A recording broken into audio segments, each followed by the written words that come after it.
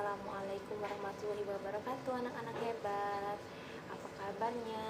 Kalau ibu menanyakan apa kabar, jawabnya Alhamdulillah, luar biasa, Allahu Akbar. Apa kabar anak-anak?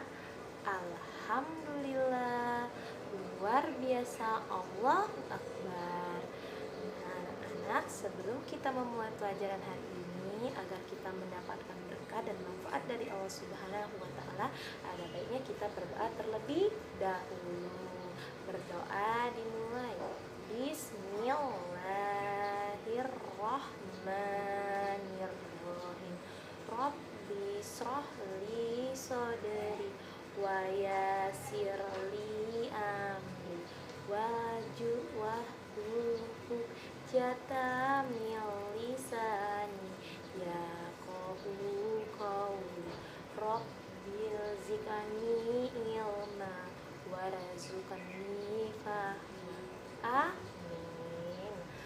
Baiklah anak-anak, hari ini kita akan belajar mengenal tentang dongeng. Sebelum kita belajar, ada baiknya anak-anak kita tepuk semangat dulu agar kita selalu semangat dalam belajar. Tepuk semangat.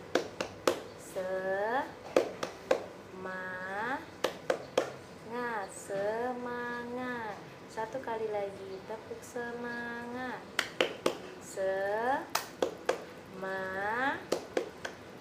Semangat. Nah, tadi kan ibu sudah beritahu kita akan belajar tentang dongeng. Sudah buka bukunya anak-anak? Kita buka bukunya. Lihat ini ya, halaman 95. Sekarang ibu tanya terlebih dahulu ya anak-anak. Siapa yang tahu dongeng itu apa? Ada yang tahu?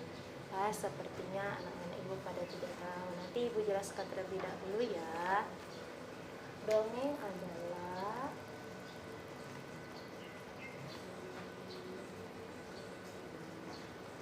cerita khayalan atau cerita yang tidak benar-benar terjadi. Anak-anak, jadi dongeng itu adalah cerita khayalan atau cerita yang tidak benar-benar terjadi. Nah, berarti dongeng itu ceritanya khayalan anak-anak atau cerita yang tidak benar-benar terjadi. Sekarang coba anak-anak buka bukunya di halaman 95. Nanti simak ya, ibu baca cerita dongeng mengenai tupai dan ikan gabus. Dahulu kala hiduplah sepasang sahabat di daerah Kalimantan Barat. Mereka adalah seekor tupai dan seekor ikan gabus.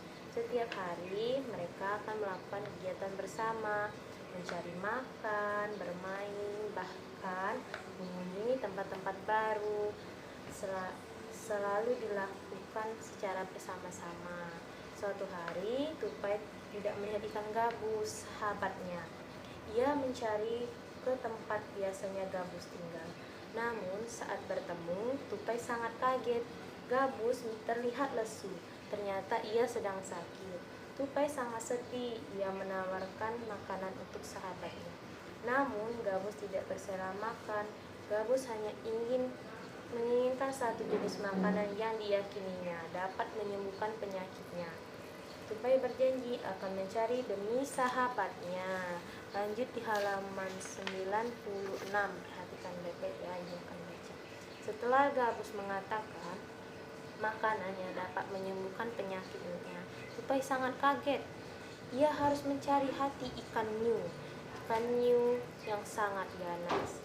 Tidak terpikirkan olehnya ia bisa mendapatkannya, namun tupai bertekad untuk mendapatkan ia ingin sahabatnya sembuh.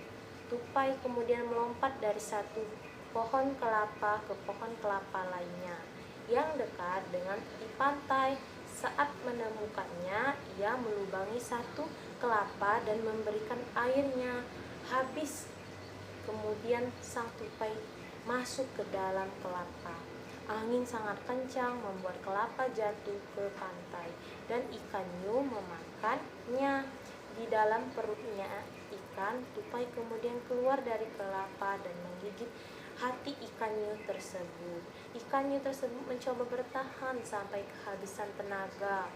Ombak besar membawa ikan hiu ke tepi pantai. Saat itulah tupai keluar dari mulut ikan hiu dan membawa hati ikan hiu kepada sahabatnya. Sampai di tempat ikan gabus, tupai kemudian memberikan hati ikan hiu untuk dimakannya. Beberapa hari kemudian tupai melihat sahabatnya segar kembali. Betapa senang tupai melihat ikan gabus seperti sedia kala. Nah, anak-anak, jadi di cerita ini anak-anak itu tentang tupai dan ikan gabus. Tupai dan ikan gabus ini bersahabat. Dari dongeng ini tupai dan ikan gabusnya bersahabat. Namun pada suatu hari anak-anak, ikan gabus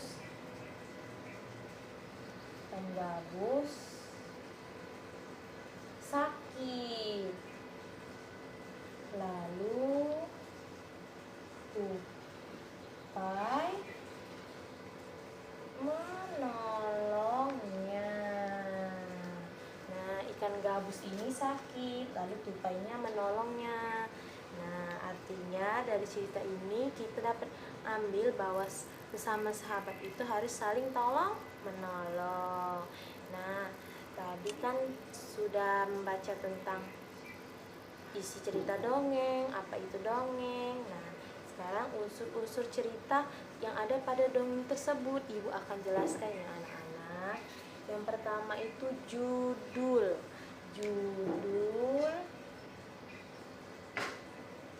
Judul ini merupakan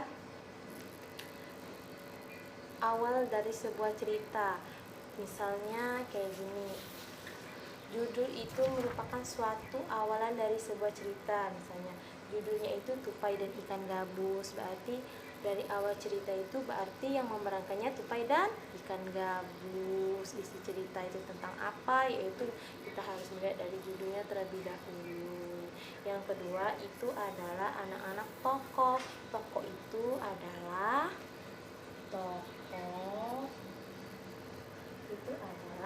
orang yang memerankan dalam suatu cerita tersebut. Tadi kan anak-anak coba lihat di halaman 95, itu yang memerankannya adalah tupai dan ikan gabus. Jadi tokoh itu adalah tupai dan ikan gabus, yaitu sifat tokoh. Nah, sifat tokoh kita bisa lihat dari yang apa yang Ibu sudah baca tadi dan anak-anak sudah simak.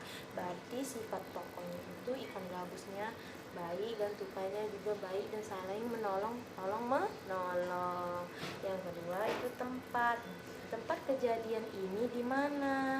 Itu di hutan, di tempatnya di dekat sungai, tapi sungainya di hutan. Di tempatnya awal ceritanya bagaimana? Awal ceritanya itu tupai itu dengan sahabatnya saling bermain, tapi pada suatu hari tupainya sakit. Itu awal ceritanya. Akhir ceritanya ikan gabus dan tupai itu bermain lagi dan sudah sembuh karena sudah ditolong oleh tupai. Itu awal cerita. Pesan moralnya itu sesama sahabat harus saling tolong menolong. Jadi anak-anak, nanti tugas kalian yaitu harus menuliskan apa yang sudah Ibu bicarakan tadi. Anak-anak juga bisa baca mengenai unsur-unsur cerita di halaman 96. Anak-anak lihat judulnya apa, tokohnya apa, sifat tokohnya apa, tempatnya di mana, awal cerita, akhir cerita, dan pesan moral yang terdapat dalam unsur-unsur cerita dongeng tersebut. Nah, di sini anak-anak, apakah kalian sudah paham? Ibu rasa sudah paham ya. Jika anak-anak belum paham, nanti baca-baca lagi ya apa yang sudah Ibu jelaskan mengenai dongeng, unsur-unsur cerita yang terdapat dalam dongeng, lalu cerita dongeng yang tupai dan ikan gabus tersebut. Semoga anak-anak bisa mengerti dan dipahami ya. Nah, anak-anak, sebelum sebelum mengakhiri pelajaran hari ini, kita tepuk semangat dulu agar kita tetap semangat dalam belajar. Tepuk semangat. Semangat.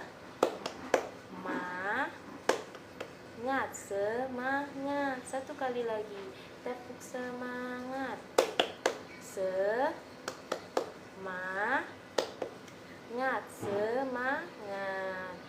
Anak-anak, untuk mengakhiri pelajaran hari ini ada baiknya kita berdoa dulu. Semoga kita mendapatkan berkah dan manfaat dari Allah Subhanahu wa taala.